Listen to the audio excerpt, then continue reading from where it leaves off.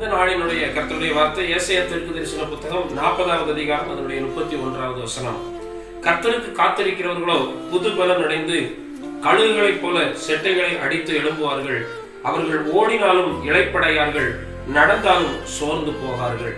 வேத வசனம் சொல்லுகிறது, கர்த்தருக்கு காத்திருக்கிறவர்கள் ஆண்டவருடைய சமூகத்திலே கர்த்தர் நிச்சயம் நமக்கு நன்மை செய்வார். அவர் நம்முடைய வாழ்க்கையில் அற்புதத்தை நடப்பிப்பார்.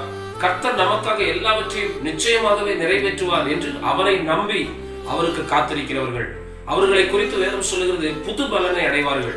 அவர்கள் சோர்ந்து போக வேண்டிய அவசியம் வராத அளவுக்கு, அவர்கள் இளைப்படையாத சூழ்நிலை உருவாகக்கூடிய நிலையிலே கர்த்தர் அவர்களை புது பலனை கொடுத்து கர்த்தர் எழும்ப பண்ணுவார்.